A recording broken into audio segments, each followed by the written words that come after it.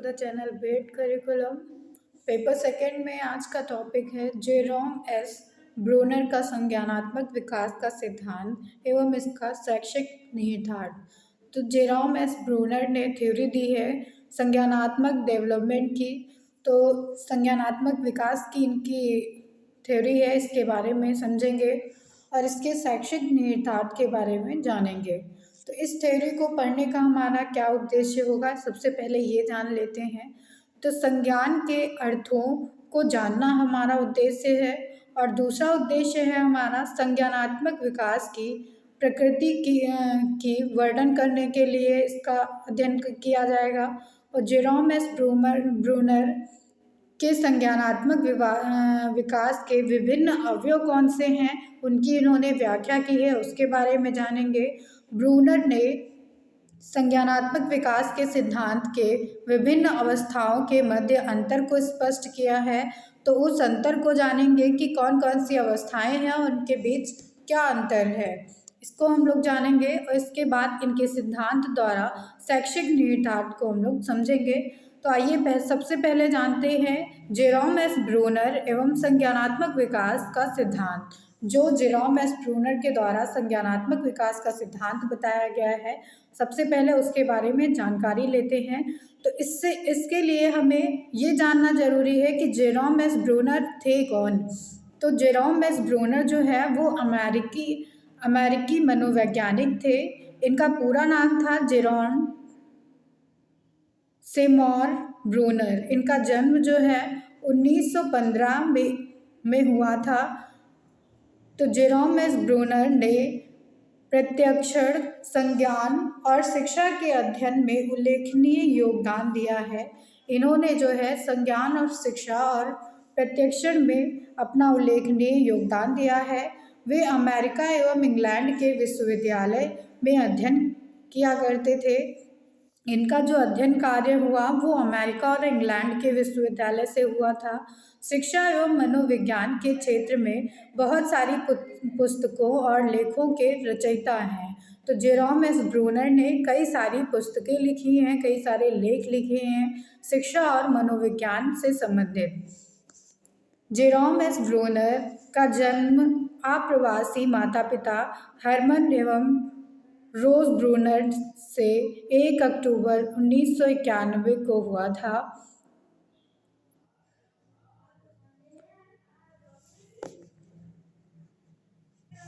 1951 में हुआ था। वे जन्मांध थे एवं शिशु शैशवावस्था में ही 2 मोतियाबिंद ऑपरेशनों परंत भी रोशनी प्राप्त ना कर सके। तो ये जो है जन्म से ही जन्मांध थे और इनका मोतियाबिंद का ऑपरेशन भी हुआ था 2 बार, लेकिन उसमें इनको रोशनी नहीं प्राप्त हुई। वे सार्वजनिक विद्यालयों में दाखिल लिए उच्च विद्यालय से 1933 में स्नातक हुए और ड्यूक विश्वविद्यालय से मनोविज्ञान में विशेष योग्यता प्राप्त की। तो इन्होंने जो है ड्यूक विश्वविद्यालय में बीए एवं 1941 में हार्वर्ड विश्वविद्यालय से गार्डन ऑलपोर्ट के दिशा निर्देश से पीएचडी की उपाधि जो है प्राप्त की थी। ब्रूनर जिन्होंने बालकों के संज्ञानात्मक विकास का अध्ययन किया है, तो ब्रूनर ने संज्ञानात्मक विकास का सिद्धांत दिया है। उन्होंने बालकों का संज्ञानात्मक विकास किस तरह से होता है इसका जो है अध्ययन किया है। जैसा कि पियाजे की थ्योरी में बताया गया है, पियाजे ने भी बालकों के संज्ञानात्मक विकास के सिद्धांत को दिया है, तो इसी तरह से ब्रूनर ने भी संज्ञानात्मक विकास का सिद्धांत दिया है। तो बालकों की बाहरी दुनिया के संज्ञानात्मक प्रदर्शन, उनकी प्रस्तुति कैसी होती है, बालक जो है वो अपनी बाहरी दुनिया से कैसे कनेक्ट होता है, कैसे एक दूसरे से संबंध बनाता है, इसके बारे में उन्होंने एक सिद्धांत प्रतिपादित किया है ब्रूनर ने। ब्रूनर का सिद्धांत वर्गीकरण पर आधारित है। तो ब्रूनर का सिद्धांत जो है वो वर्गीकरण पर आधारित है। एक तरह से वर्गीकरण है तो इसमें प्रत्यक्षीकरण किया गया है, वर्गीकरण है तो इसमें संप्रत्ययीकरण किया गया है, वर्ग बनाने हेतु अध्ययन इसमें किया गया है और वर्गीकरण के लिए इसमें निर्णय भी बताया है। बताया गया है ब्रूनर के द्वारा।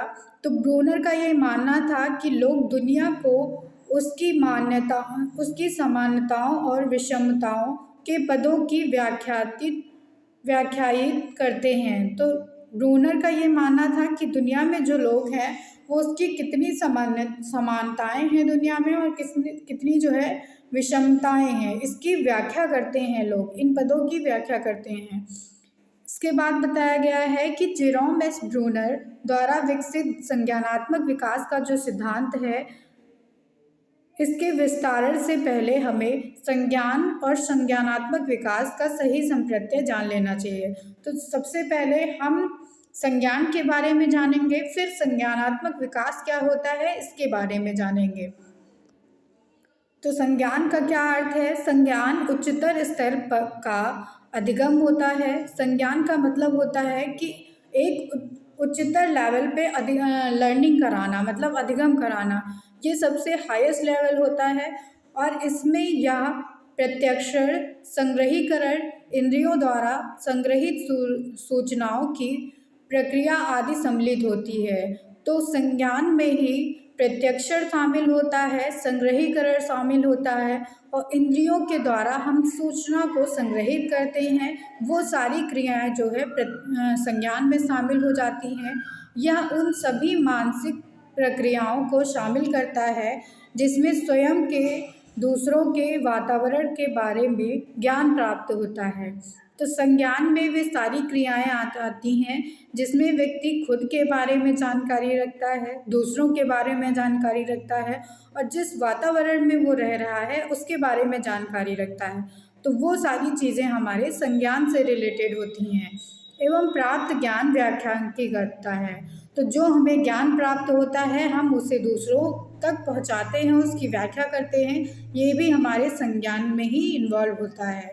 संज्ञान का आपको छोटे शब्दों में बताना हो तो संज्ञान का मतलब होता है, कॉग्निशन का मतलब होता है जितनी भी क्रियाएं आपके दिमाग के द्वारा होंगी, जितना भी आप सोच रहे हैं, जो भी आपकी लैंग्वेज है, लैंग्वेज का क्या डेवलपमेंट है, आपकी थिंकिंग क्या है, तो जो भी क्रियाएं आपके दिमाग के द्वारा की जाएंगी वो सब संज्ञान में आ जाएंगी। इसके बाद संज्ञानात्मक विकास की बात करेंगे तो कॉग्निटिव डेवलपमेंट क्या है? बाल्यावस्था से किशोरावस्था और किशोरावस्था से वयस्कता तक स्मरण, समस्या समाधान और निर्णय लेने को शामिल करते हुए चिंतन प्रक्रियाओं की संरचना है। तो संज्ञानात्मक विकास जो है वो बाल्यावस्था से लेकर किशोरावस्था तक और किशोरावस्था से लेकर वयस्कता तक हम जो भी चीज़ें स्मरण कर पाते हैं, मतलब जिन चीज़ों को हम याद रख पाते हैं, हम अपनी समस्याओं का समाधान कैसे करते हैं, कितने अच्छे से हम उन समस्याओं से निपट रहे हैं, ये चीज़, और हम अपने निर्णय को कैसे ले रहे हैं। अगर हम कोई ऐसी समस्या में फंस गए हैं तो उसका निर्णय हमको कैसे लेना है, या अपने लाइफ का निर्णय कैसे लेना, किसी भी चीज़ का आपको निर्णय लेना हो, तो इन सारी चिंतन की प्रक्रियाओं को संज्ञानात्मक विकास कहा जाता है। जब मनुष्य इस काबिल हो जाता है तो इसका मतलब है कि उसका संज्ञानात्मक विकास हो चुका है। इसके बाद हम समझेंगे कि ब्रूनर के द्वारा कौन कौन से मूलभूत आयाम लिए गए हैं अपने संज्ञानात्मक विकास के सिद्धांत में। तो ब्रूनर के संज्ञानात्मक विकास के सिद्धांत के मूलभूत आयाम कौन कौन से हैं? Fundamental aspect of Brunner's theory of cognitive development. तो इसमें जो है कुछ ऐसे महत्वपूर्ण आयाम हैं जिनको समझना जरूरी है, इनकी जो है थ्योरी को समझने से पहले। तो इसमें सबसे पहला आयाम है वर्गीकरण, कैटेगराइजेशन इन्होंने किया है, तो उसके बारे में समझेंगे। ब्रूनर के विचारों में वर्गीकरण पर आधारित है। वर्गीकरण के लिए प्रत्यक्षण, वर्गीकरण के लिए संप्रत्ययीकरण, वर्गीकरण करने हेतु अधिगम, और वर्गीकरण के लिए निर्णयीकरण, ये सारी चीज़ें जरूरी होती हैं। अगर किसी भी चीज़ का हमें वर्गीकरण करना है, किसी चीज़ को हमें बांटना है, तो उसके लिए हमें उसके बारे में प्रत्यक्षण आना चाहिए, संप्रत्ययीकरण आना चाहिए, अधिगम आना चाहिए, उसके लिए लर्निंग कैसे हुई है ये जानना जरूरी है, और निर्णयीकरण आना चाहिए कि हमें उसके निर्णय कैसे लेने हैं, कि उसका वर्गीकरण किस तरीके से करें हम। इसके बाद दूसरा आयाम है संगठन यानी कि ऑर्गेनाइजेशन। तो संगठन से तात्पर्य सूचनाओं को कूटकृत यंत्र में व्यवस्थित करने से है।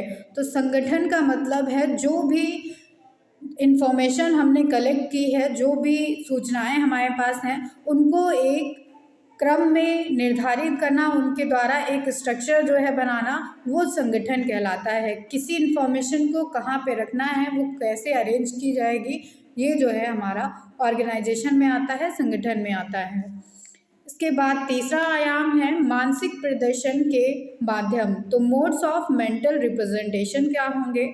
ब्रूनर के विचारों में मानसिक प्रदर्शन जो है वो 3 माध्यम से होता है। पहला तो दृश्य, दूसरा है शब्द और तीसरा है प्रतीक। तो ब्रूनर ने बताया है कि जो हमारा मानसिक प्रदर्शन होता है उसके 3 माध्यम हैं। पहला, हम देखकर किसी चीज़ को जानते हैं, दूसरा हम शब्दों के द्वारा किसी चीज़ को जानते हैं, और तीसरा है कि हम उसके प्रतीकों को देखकर उस चीज़ को समझ जाते हैं। जैसे कि आपको नदी का प्रतीक दिखाया जाता है, माउंटेन का प्रतीक दिखाया जाता है, या किसी और चीज़ में जो है आपको पाई का जैसे सिंबल दिखाया जाता है, मैथ्स की बात करें तो इस तरह से हम जो है प्रतीक को देखकर समझ जाते हैं कि कौन सी चीज़ हमें करनी है। या सबसे बेसिक की बात करें तो मैथ्स में जैसे इंटू का साइन होता है, डिवाइड का साइन होता है, प्लस माइनस का साइन होता है, तो ये सारे प्रतीक हैं। बच्चे आंतरिक सूचना संसाधन एवं संग्रहण तंत्र द्वारा बाहरी वास्तविकता के मानसिक प्रदर्शन का विकास करते हैं। तो इस तरह से बच्चे अपने अंदर की सूचनाएं जो होती हैं, उनका जितना भी स्ट्रक्चर है अंदर का, वो सारी चीज़ों को मानसिक प्रदर्शन के द्वारा अपना विकास करते हैं।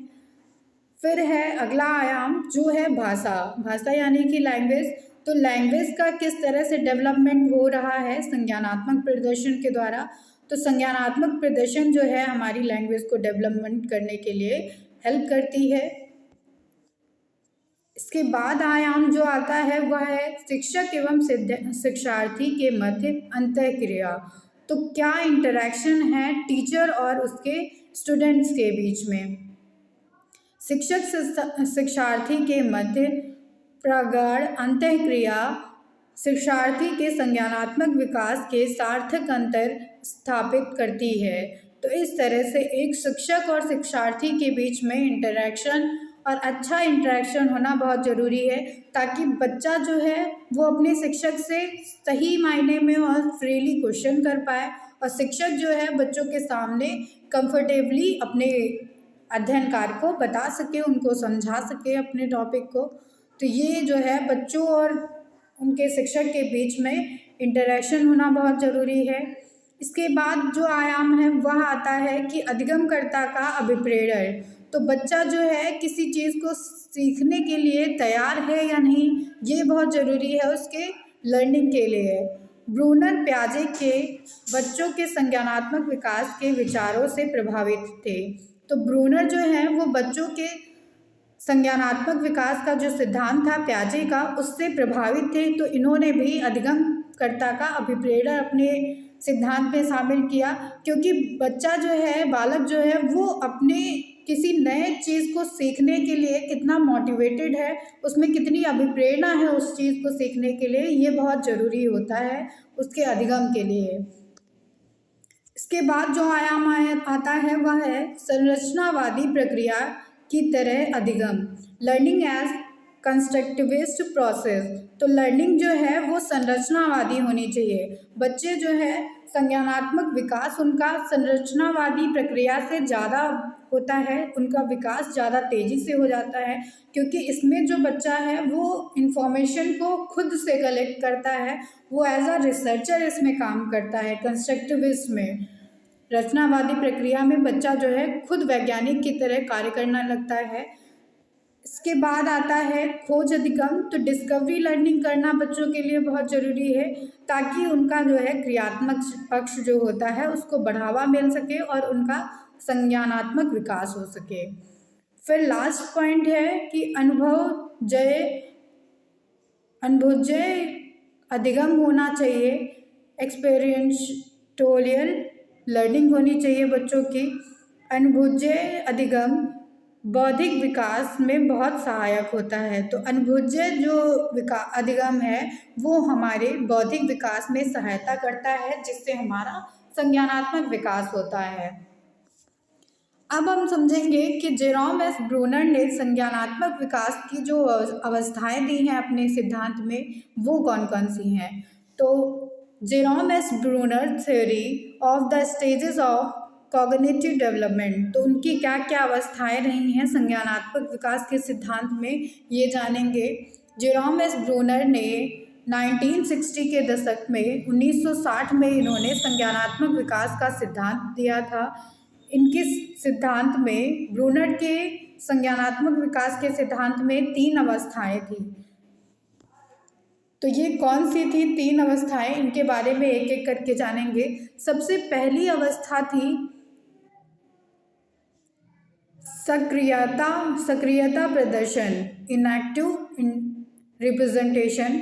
ये सबसे पहली अवस्था है इनकी, सक्रियता प्रदर्शन।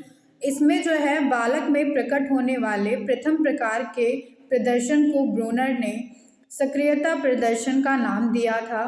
तो सबसे पहले बच्चा क्या करता है, वो ब्रूनर के अनुसार जो है सक्रियता प्रदर्शन अवस्था में रखा गया है।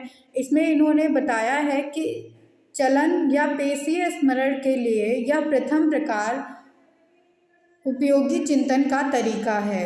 तो इसमें बच्चा जो भी चलना सीखता है या उसका पेशीय स्मरण कैसे होता है, कैसे वो जानता है कि हाथ से क्या करना है, पैर से क्या करना है, तो ये सारी चीज़ें जो होती हैं बच्चे में स्टार्टिंग के दौर में उनका जो डेवलपमेंट होता है वो ब्रूनर के अनुसार सक्रियता प्रदर्शन में रखा गया है, जो इनकी पहली अवस्था है। भूत अनुभवों को सांकेतिक रूप से संग्रहित नहीं किया जाता है। तो जो भी बच्चा पहले कर चुका है उसको वो एक संकेत के रूप में नहीं रखता है अपने अंदर, बल्कि वो सक्रियता के रूप में उसको अपने अंदर समावेशित करता है। एक शिशु अपने भूत अनुभवों को केवल पेशीय ढांचा के रूप में व्यक्त कर सकता है। तो बच्चा जो है अपने हर एक पास्ट एक्सपीरियंस को अपने अंदर पेशीय ढांचा के रूप में रखता है। जो भी उसके मोटर पैटर्न्स होते हैं उनको देखकर या उनमें सक्रियता उनकी कितनी है उससे वह उस चीज़ को याद रखते हैं। जैसे कि प्याजे की थ्योरी में बताया गया था सेंसरी मोटर स्टेज, वैसे ही ब्रूनर ने सक्रियता प्रदर्शन स्टेज बताई है। तो ये जो है सबसे पहला डेवलपमेंट जब बच्चे में होता है वह क्या क्रियाएं करता है। जैसे कि प्याजे ने बताया था कि वह बच्चा चूसना सीख जाता है। तो इस तरह से ब्रूनर का कहना था कि बच्चा जो है चलना सीख जाता है और उसके जो है पेशीय स्मरण की क्षमता बढ़ने लगती है। दूसरी स्टेज थी ब्रूनर की प्रतिमा प्रदर्शन, जिसको आइकॉनिक रिप्रेजेंटेशन भी कहा जाता है।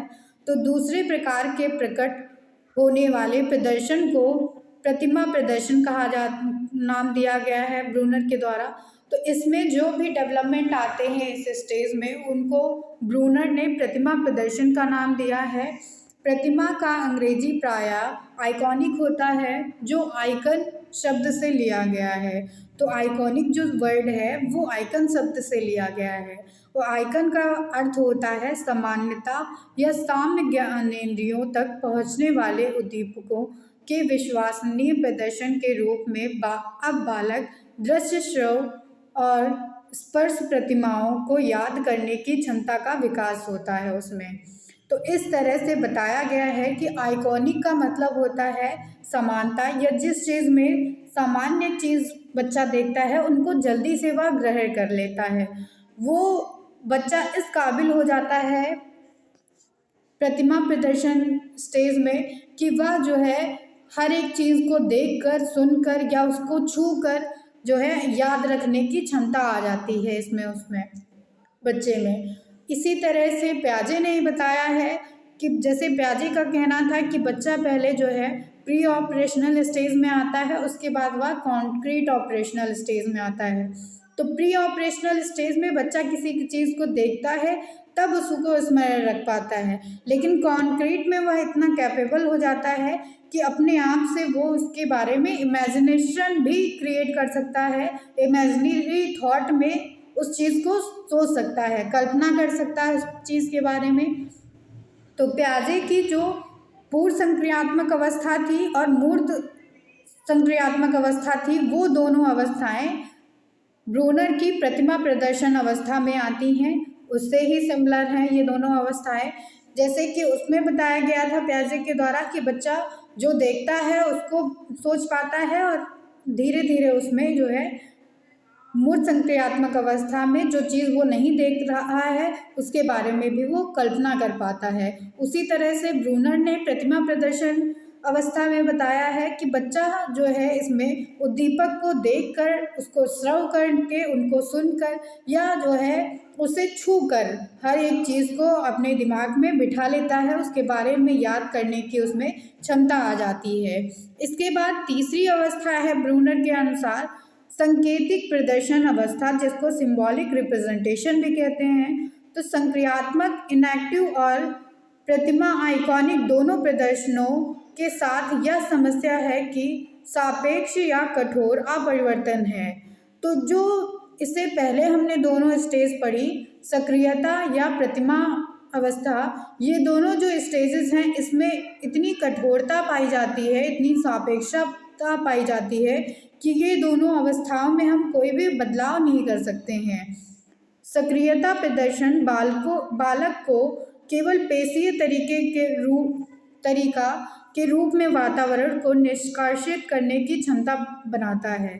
तो जो सक्रियता स्टेज है, इनएक्टिव स्टेज है, वह बच्चे में इतना विकास करती है कि वह अपने पेशीय तरीकों से हर एक चीज़ को याद रख पाता है। और जो प्रतिमा प्रदर्शन अवस्था है, वह बच्चे को केवल चित्र को देखकर तब उस वातावरण को प्रदर्शित करने की क्षमता देता है। लेकिन जो सांकेतिक अवस्था होती है वह अमूर्त रूप से भी बच्चे को सोचने की, समझने की क्षमता का विकास करती है। इसमें जो है सांकेतिक प्रदर्शन में बच्चा इस काबिल हो जाता है कि वह जिन चीज़ों को नहीं देख रहा है उनके बारे में भी सोच सकता है, विचार कर सकता है और अपनी एक सोच स्थापित कर सकता है उसके बारे में। तो ये थी तीनों स्टेजेस ब्रूनर के संज्ञानात्मक विकास के सिद्धांत में। तीन अवस्थाएं हैं। सबसे पहली अवस्था सक्रियता प्रदर्शन अवस्था, जिसमें बच्चा सिर्फ पेशीय स्मरण कर सकता है। दूसरी अवस्था है प्रतिमा प्रदर्शन अवस्था, जिसमें बच्चा देखकर चीज़ों को जो है जानता है, सुनकर जानता है या उनको स्पर्श कर तब उसको चीज़ को सीखता है। तीसरी अवस्था है संकेतिक प्रदर्शन अवस्था। संकेतिक प्रदर्शन अवस्था जो होती है वह सक्रियता और प्रतिमा अवस्था से भिन्न होती है, क्योंकि इसमें जो है बच्चा अपनी कल्पनाओं के बारे में भी सोच सकता है। वह इस काबिल हो जाता है कि जो चीज़ वो नहीं जानता है, नहीं देख रहा है, उनके बारे में भी अपनी एक सोच वह स्थापित कर पाता है।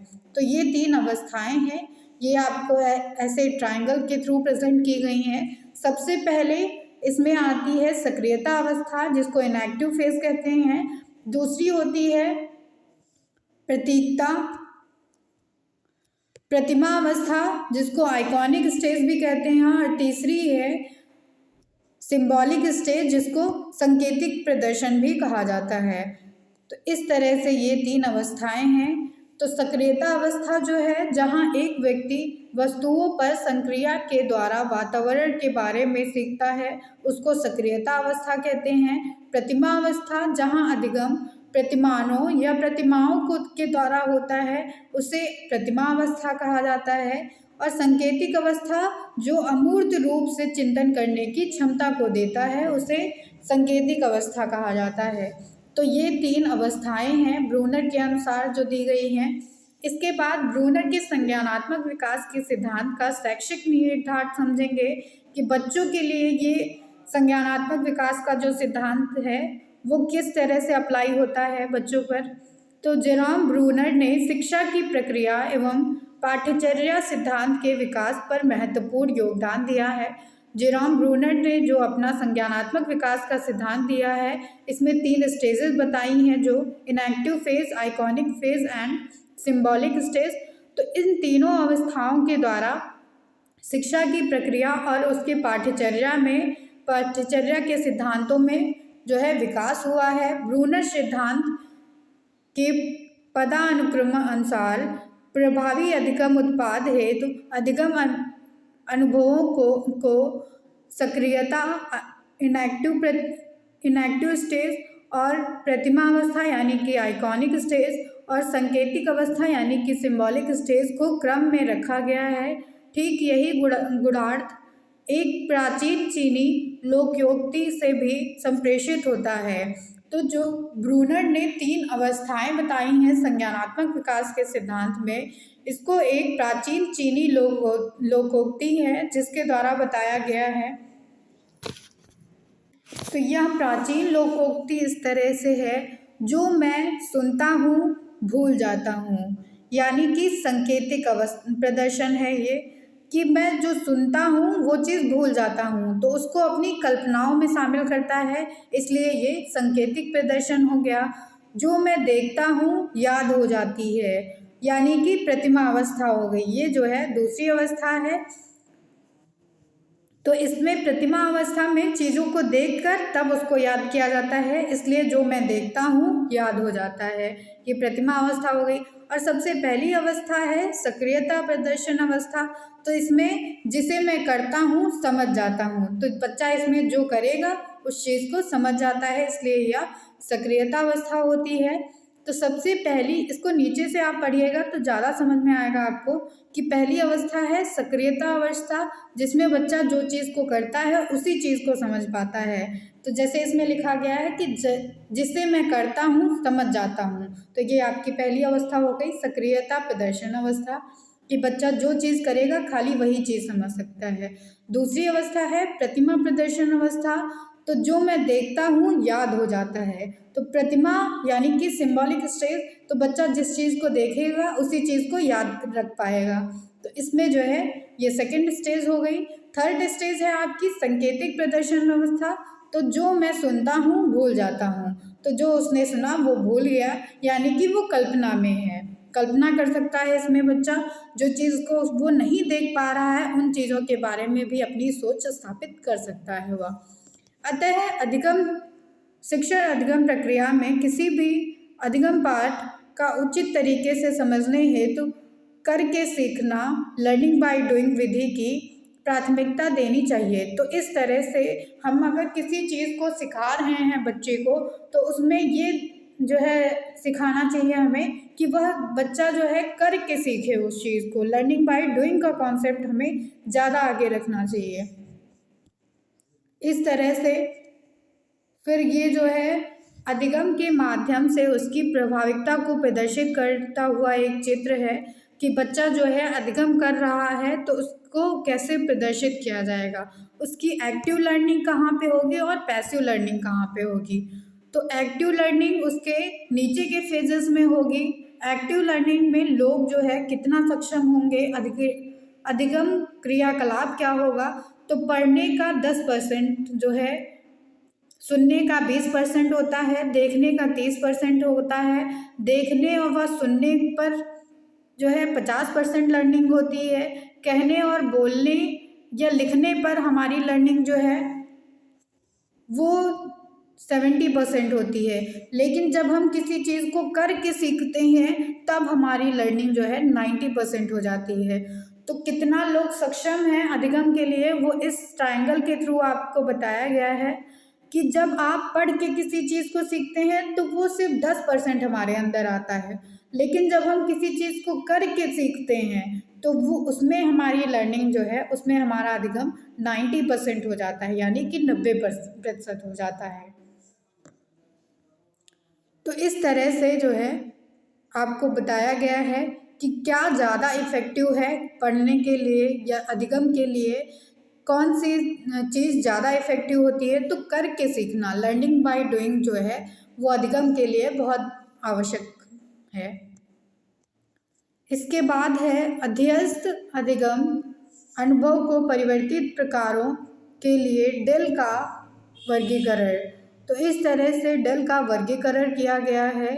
इसमें आपको अब्स्ट्रैक्ट हाईएस्ट दिखाया गया है और लोएस्ट दिखाया गया है कॉन्क्रीट। इसमें जो जो चीज़ हम देखते हैं उन चीज़ों को याद कर पाते हैं वो हमारा कॉन्क्रीट हो जाएगा।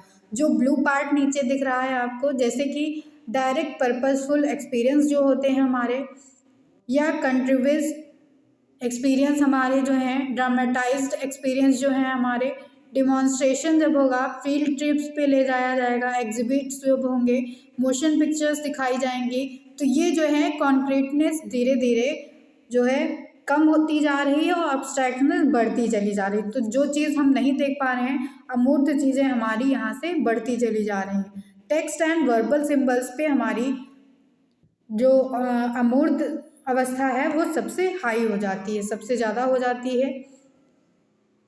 इस प्रकार से आप समझेंगे कि कुंडली पाठ्यचर्या क्या होती है। तो कुंडली पाठ्यचर्या के बारे में जानते हैं। शिक्षण अधिगम की प्रभावशीलता बढ़ाने के लिए पाठ्यचर्या संगठन के माध्यम इसके बहुत ही महत्वपूर्ण पहलू हैं। इसके लिए ब्रूनर ने कुंडली पाठ्यचर्या का संप्रत्यय दिया है। तो अधिगम शिक्षण अधिगम को की प्रभावशीलता को जानने के लिए कि लर्निंग जो है कैसे हो रही है, इस चीज़ को जानने के लिए ब्रूनर ने एक टर्म दिया है कुंडली पाठ्यचर्या, जिसको स्पेशल करिकुलम के नाम से भी जानते हैं। तो कुंडली पाठ्यचर्या से तात्पर्य होता है विचारों को बार बार दोहराने का विचार, उस पर निर्णय और पूर्ण समझ निपुणता के स्तर के विस्तार से है। तो बार बार अगर हम किसी विचार को दोहरा रहे हैं या किसी चीज क्रिया को हम बार बार कर रहे हैं तो उसमें हमें निपुणता आ जाती है, उस चीज़ में हम एकदम एक्सपर्ट हो जाते हैं। कुंडली पाठ्यचर्या एक पाठ्यचर्या है जैसा कि यह विकास करती है, बारंबार इस मूल्य विचार को दोहराया जाना ही चाहिए, उस पर तब तक निर्माण करती है जब तक कि छात्र पढ़े गए पाठ के उनके औपचारिक यंत्र को पूर्ण रूपेण सीख नहीं लेता है। तो कुंडली पाठ्यचर्या में बार बार छात्रों को वो उस चीज़ को पढ़ाया जाता है जब तक कि वह उस पर औपचारिक रूप से अपनी सोच ना स्थापित कर लें। तो इस तरह से कुंडली पाठ्यचर्या जो है वो बच्चों को एक तरह से हम कह सकते हैं कि एक्सपर्ट बना देती है किसी भी एक टॉपिक के लिए या अपने पूरे पाठ्यक्रम के लिए। और कुंडली का मतलब ही होता है कि जो है ऐसे नुमा एक संरचना जो सीधी रचना में ना होकर मतलब घुमावदार होगी, जैसे ऐसे ऐसे बना है तो ये जो है कुंडली नुमा संरचना हो गई। तो इसको जो है कुंडली पाठ्यचर्या कहा जाता है कि इसमें जो है फिर बार बार घुमाकर आपको एक ही चीज़ पढ़ाई जाएगी ताकि वो आपको एकदम निपुणता दिला दे। तो ये था पूरा ब्रूनर का संज्ञानात्मक विकास का सिद्धांत। ये थ्योरी यहीं पर ख़त्म होती है आपकी। Thank you everyone.